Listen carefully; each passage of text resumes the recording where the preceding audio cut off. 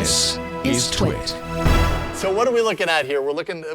This is one of my favorite combinations, right? So, a company called ELAC speakers came out of your target here. Let me pull a speaker away from the edge here, so you don't feel so threatened. Let me turn that off real quick, so I also don't blow anything out. This is two things we're looking at here. This is one of my favorite speakers right now. It is from a company called ELAC. ELAC's a German manufacturer that has been around for approximately forever in the audio industry. And a couple years ago, a guy named Andrew Jones, which had been designing for Pioneer, ended up moving over to ELAC. And the first speaker he came out with was the ELAC Debut. And this is the ELAC Debut 2.0. And the Debut came out, and it got everybody's like, oh my God, buy this speaker, it is amazing award when it came out. And then he came out with another speaker about a year later called the Unify B5, which is the one I actually run at home. And you're going to have to spend, these are like $250 a pair. The Unify are the Unify desktop, or excuse me, bookshelf speakers, about $500 a pair. And you're going to spend a lot more money before you get an appreciable sort of upgrade in cost on that one. Okay, so like you're talking $250 for a pair, like that doesn't sound like very much. Like, is this an appeal it's not very to much. Kind of a lower end, kind of like starter home theater system? Or like where's the category there? So these are targeted as like a home theater speaker. If you look at the website, right, they have, so these are kind of the left and right bookshelf speakers. It's got sort of an aramid woofer, a nice tweeter. But if you go back to the picture right there, they have a whole range of speakers, right? Those are a couple of center channels with the bookshelf speakers sitting on top of them, like the 5.2 and the 6.2 inch, two floor standing speakers, and then they have a couple subwoofer options, and then a smaller surround sound speaker. So these will work for anything from stereo music to a full surround sound system, including if you want to do up-firing Atmos effects on that one. But this was a lot. Nobody really expected this to happen because the original Debut was super, super popular, incredibly highly rated. And why fix what's not broken? Thank you. And what was interesting is because they had so much success at this price point with this speaker, a whole lot of other speaker companies decided, like, you know what? It doesn't just have to be ELAC making a quality speaker for not that much money. Because let me let you in on a terrible secret of speakers. Like many other aspects of consumer electronics, a great deal of the cost of the product is in profit. For example, a very, very famous speaker, a home audio speaker, a wired streaming audio speaker that's been around for a long time. This sells for like $180. There's $6 in parts in the actual speaker itself. Now, there's another like $25 in parts for all the electronics and amps and the assembly, right? But you have to understand I got to be honest, there are a lot of crappy speakers. And there are also a lot of speakers that are very popular on the internet that don't sound very good. Because people love to talk about an amazing $45 speaker they sound. And what happens is most of those, they tend to, when you get into a quality speaker, you tend to have better highs, and you have lows that aren't so, they are there, right? Number one, and number two, that aren't sort of bloated or messy or sloppy. So you looked like you were about to ask a question. Well, no, I mean, one of the things, like, I consider myself tuned in to what sounds good, but I'm not necessarily like of the level of knowledge when it comes to speakers to look at a speaker and be able to say, now that's a good quality speaker. But I guess my question is, it's very easy to make a speaker look good, right? Like, you can have a basic front side, basic looking speakers and everything. These look a little different. They've got a little bit of extra character. That's not always going to be the indicator. It's the quality of the component. In fact, and how do you even know that? If you wander into Best Buy or any other stereo manufacturer, you will often find speakers that look really stylish because they got super 100% more shiny on the front, but the quality is actually, it's kind of like gaming headsets. There's a lot of gaming headsets that are really kind of amazing design exercises. Like, we wanted to make something that looked like it could be mistaken for a background fighter in a battle in a space movie. And of course, we put RGB into it. So it's pretty colors. Pretty colors, and a lot of crazy, like, this is my Space 19, well, I guess it would be Space 2144, Army headset, right? And then they go, crap, we got to design, we got to buy some, Jimmy, go to Shenzhen, find me some cheap drivers, okay? You got $2. No, not each, for both sides. Yeah, it's selling for $200. You got $2 for this, you know, and that sounds stupid, but there's a lot of expensive gaming headsets, for example, that sound like crap. Yeah. So what's interesting about this is they changed a bunch of things about the design of this speaker. You got this aramid woofer, and the reason I use aramid and other crazy exotic fibers is because they are incredibly stiff. You want incredibly stiff and incredibly light because the music is created, the signal from the amplifier, very wonderful Basics amplifier that I bought out of my own pocket, made by a company called Emotiva, who builds really burly, overbuilt stuff for not much money. But so the energy, the voltage comes out of this, and it accelerates and deaccelerates the speaker, right? And the speaker moving back and forth like this moves the air that hits your eardrums and you recognize as music. So the stiffer and lighter this is, the easier it is to accelerate and decelerate and create that music that hits your ear. So, you know, they got a quality woofer, they redesigned the tweeter, and they brought the tweeter up sort of to the front of the speaker. And when they did that, it meant, you know, so normally when you put speakers in a room, and I'm going to sort of, you would normally aim the speakers towards the sweet spot. And with this, by pushing the tweeter out forward a little bit, it widened, they created a sort of a different waveguide and a wider dispersion, so that the idea is that you could actually sort of, you wouldn't have to tow these in, you could keep them back against the wall. If it was inset more, you'd have more kind of a channel around them through which it's directing to a very specific point versus being up. It kind of allows it to have more of a natural spread. Exactly. Like we had these, when we first started, these were sort of pointed this way, and what Robert Heron, my partner in crime in AVXL, calls like the king's seat, or the sweet spot, where it's like that speaker and that speaker are pointing towards me, and then there's this sort of, you know, crazy, like the speaker, all of a sudden the music is here, right? The singer's here and the drummer's over there, and if you have really good speakers, you have this really huge soundstage. But here's the thing, for example, most people don't actually have the ability to put speakers on stands 3 or 4 feet away from the wall, and when you, normally the port here, which is, the whole point of the port is to increase the amount of bass by making the speaker behave like it's in a much larger box. Yeah, it gives it more of a channel for those low frequencies to pass through, right? We'll call it that for now. I can't actually explain the physics or the math behind it, so I'll say yes, that's actually that works. But if you have the port on the back and you shove this against the wall, you end up sort of defeating the purpose of a port. You've stuffed the port, and all of a sudden it no longer behaves the way the engineer wanted it to. So by putting this port on the front, you can actually shove this up against the wall. And so I was like, okay, they say I can put this up against the wall. I'm going to put this in the worst case scenario. I put it in my house. I put it up against a big old thing, a sheetrock wall, up on the mantelpiece. And lo and behold, I actually got pretty good audio out of it. Now, if I put it on stands so that the tweeters are at ear level and, you know, the speaker isn't shoved back against the wall, I think the sound cleans up and tightens up. But I was actually kind of amazed that this speaker sounded pretty good where they said it wouldn't sound awful, which is shoved up against the wall, which is exactly how most people actually put home theater speakers in their house. Because people don't have a lot of space sometimes, you know, like a living room, at least I can speak from my own experience. in our living room, we wouldn't have the space to put speakers on stands. We're out of room. So are you still using the speakers on your television? Well, we have the speakers on our television. We did get a sound bar not too long ago, but excellent. Basically, our TV is I think it's a 2005 rear projection LCD 1080i. It's old. It's beat down. It needs to be replaced. Our whole home theater system needs to be replaced. Yeah, it's pretty sad right now. I have just, when you're ready, I mean, the thing is, it's good that you have a soundbar, because the soundbar was probably a huge step up. Yeah, it was, yes. From the speakers that are in it. Because, you know, if you want to talk about places where they don't spend any money, even when they spend a lot of money, because like they're at CES and, you know, in the blah-de-blah model 76,000 4K Wonder Deluxe, we spent hours, 6 or 7, like, you know what I mean, like designing, like, and they show you all the crazy things they do to fit the speakers.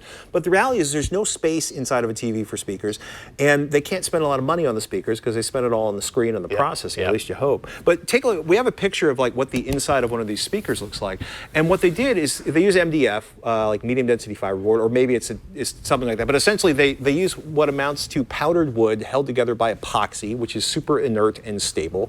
They made it thicker on this, so the speaker, lot of times when you sort of tap on a speaker and it sounds like a drum, that's bad. Right. Because you don't want the walls of the speaker vibrating in and out as that woofer goes back and forth to create the low end. But there's a brace inside of there right behind the woofer that helps to stiffen the sides of the enclosure, and that makes the enclosure less reactive, and kind of more of the energy goes towards you rather than out the other 5 sides of the enclosure, which is a big plus. Is there any sort of like foam or anything in there taking up that extra space? Yeah, well, what they do, we're going to sort of see if I can do this without damaging the speaker. What they usually do with enclosures is they put batting or some sort of material that looks a lot like what's inside of a sleeping bag. Sure. And what that does is it slows around, if I burst into tears, it's because I did something terrible and broke the speakers. But by filling the enclosure with some kind of stuffing or batting, polyfoam usually is what it is, which is a lot like an old-fashioned sleeping bag innard.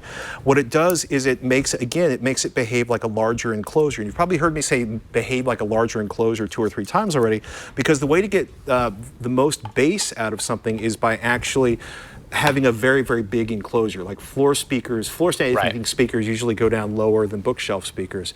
And if you have a larger enclosure, you can create you can run lower frequencies out of it. So what they do is to literally slow down the movement of the air inside of the enclosure to make it behave like a larger box. That's why they put the stuffing inside. Okay, because I know I've had speakers in the past where I found the stuffing in there, but also realizing like inside a speaker you need space for the sound to travel through, and that picture didn't seem to show any stuffing. So. No, well, it's hard to see all the wonderful things they did inside the speaker if you're just looking at a big box full of what looks like cotton ball.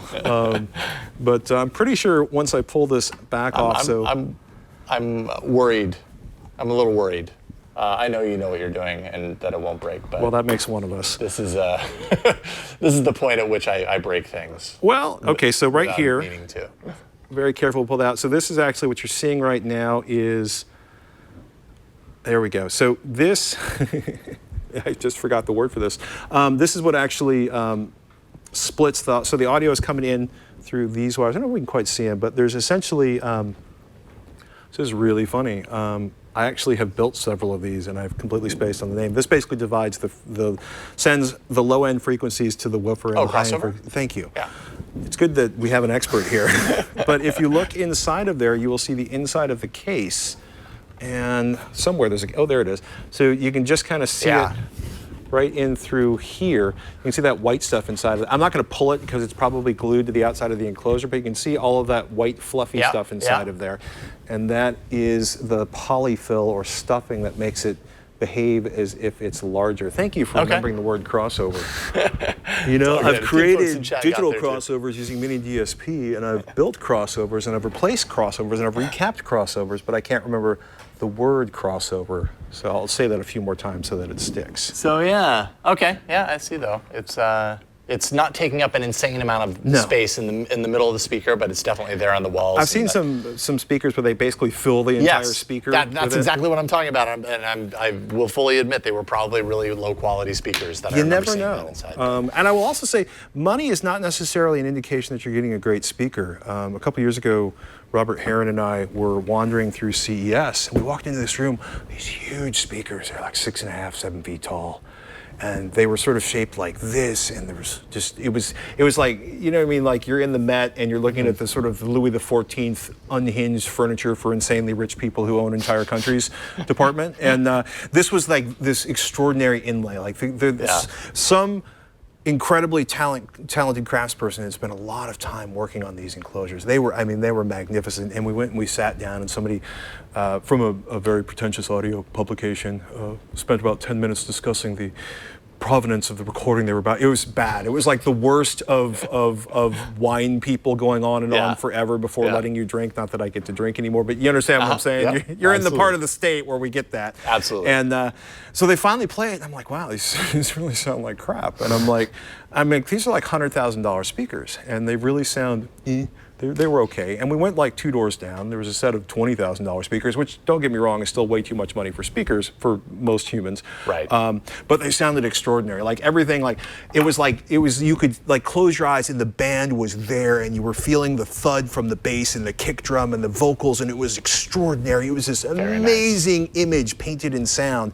And so what we discovered a couple days later was the $100,000 speakers were actually $400,000 speakers. And, you know, I've said this a lot, you know, there's a lot of audio stuff that's just complete snake oil and BS. You know, $10,000 speaker cables, and I've seen, like, you know, little magnetic, like neodymium magnets you use to tune the it's just, there's stuff where you get to the high end, you know, a lot of the stuff around HD audio, like, oh, it improves massively. Like, you know what, if you're over 25, you probably can't hear anything in that frequency range anymore.